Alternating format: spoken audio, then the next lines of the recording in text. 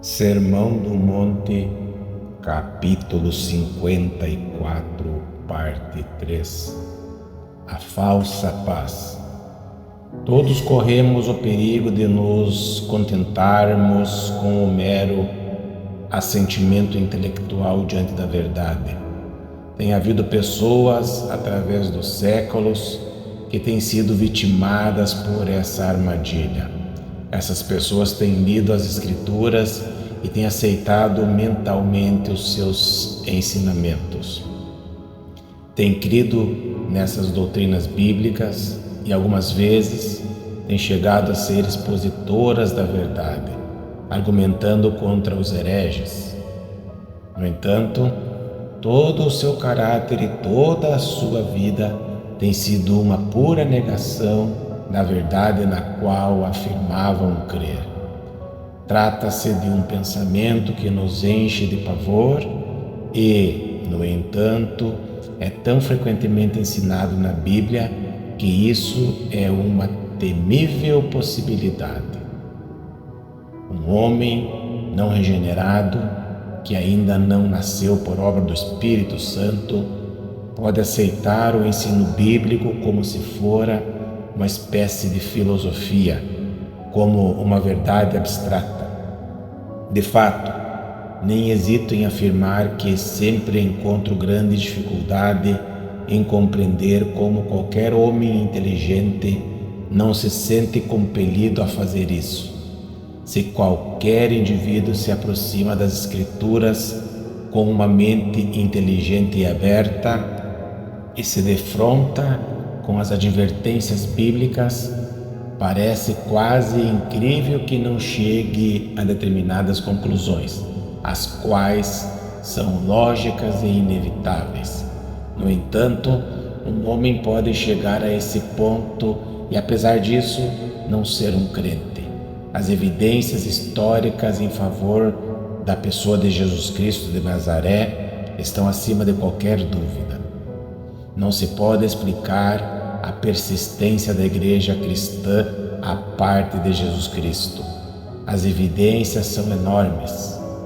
Por conseguinte, um homem pode enfrentar essas evidências e então dizer: sim, aceito esse argumento. Ele pode apoiar a verdade bíblica e comentar: Jesus de Nazaré não foi outro senão o próprio Filho de Deus. Porém, ele pode dizer tudo isso e ainda assim não ser um crente, mas continuar sendo um homem não regenerado. Ele pode dizer: Senhor, Senhor, e, não obstante, acabar não entrando jamais no reino dos céus. Nossos antepassados, nos dias em que perceberam a realidade desses perigos, costumavam enfatizar tremendamente esses fatos. Basta que você leia as obras dos puritanos e você descobrirá que eles devotavam não somente capítulos, mas também volumes inteiros à questão da falsa paz. Na verdade, esse perigo tem sido reconhecido em todos os séculos. Corremos o perigo de confiar na própria fé, ao invés de confiar em Cristo, de confiar na crença, ao invés de sermos verdadeiramente regenerados. Essa é uma terrível possibilidade. Há pessoas que foram criadas em um lar, em uma atmosfera cristãos, que sempre ouviram essas verdades e que, em certo sentido, sempre as aceitaram mentalmente, crendo nas coisas certas e falando sobre elas, e, no entanto, não são verdadeiros crentes.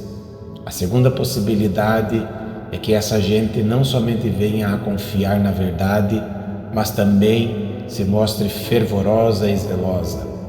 É necessário notarmos a repetição da palavra Senhor. Essas pessoas não somente dizem Senhor, mas também Senhor, Senhor. Tais indivíduos não são apenas crentes intelectuais, mas há neles um forte sentimento. As suas emoções estavam envolvidas. Elas parecem interessadas e ansiosas e se mostram plenas de fervor.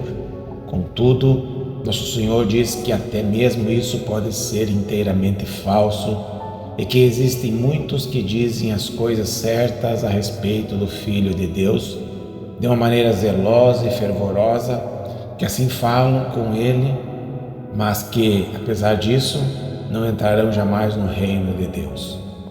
Como poderíamos explicar tal fenômeno? Tudo isso pode ser explicado da maneira que segue. Uma das coisas mais difíceis, conforme todos os crentes devem certamente admitir, é saber distinguir entre o fervor verdadeiramente espiritual e o fervor meramente carnal, o qual desperta um zelo e um entusiasmo animalescos. É bem possível que o espírito natural e animal, bem como o temperamento humano forte, possam ser a causa do zelo e do fervor de um homem. Um indivíduo pode haver nascido dotado de uma natureza enérgica e de um espírito fervoroso e entusiasta. Alguns dentre nós precisam ter mais cuidados com essa tendência do que outros. Nada existe que um pregador tanto precise certificar-se do que o fato que o zelo e o fervor de sua pregação não são produtos de seu temperamento natural, nem do seu sermão, mas sim resultantes de uma poderosa fé em Cristo. Trata-se de uma questão muito sutil. Um homem prepara uma mensagem e, depois de havê-la preparado, pode ficar satisfeito diante do arranjo e da ordem dos pensamentos e de certas formas de expressão. Se porventura a sua natureza é enérgica e fervorosa, é perfeitamente possível que ele se sinta excitado e comovido por causa disso, sobretudo quando estiver ocupado no ato de pregar o seu sermão. No entanto, tudo isso pode derivar-se inteiramente da carne, nada tendo a ver com a realidade espiritual. Todo pregador sabe exatamente o que significa isso, e qualquer pessoa que já tenha participado de cultos de oração públicos sabe o que isso quer dizer. O indivíduo pode deixar-se arrebatar pela sua própria eloquência e também por aquilo que ele mesmo estiver fazendo e não propriamente pela verdade.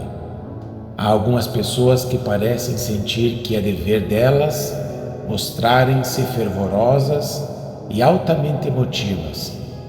Algumas pessoas nunca oram em público sem chorar, e algumas delas tendem a pensar que sentem mais profundamente do que as demais.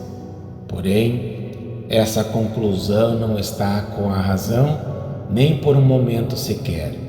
O tipo emocional sempre se inclina mais por chorar quando ora, mas daí não se segue como necessidade imperiosa que ele seja mais espiritual do que as demais pessoas. Nosso Senhor, portanto, estava enfatizando que, embora determinadas pessoas digam Senhor, Senhor, e se mostrem fervorosas e cheias de zelo, isso pode não ser outra coisa senão mera manifestação da carne. O entusiasmo profundo a respeito dessas coisas não subentende necessariamente uma maior espiritualidade.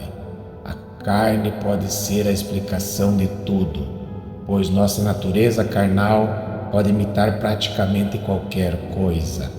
Talvez pudéssemos ressaltar melhor esse ponto citando algo que foi escrito por Robert Murray McCheyne. Esse homem de Deus, meramente por subir ao púlpito, levava pessoas a prorromperem em lágrimas e soluços.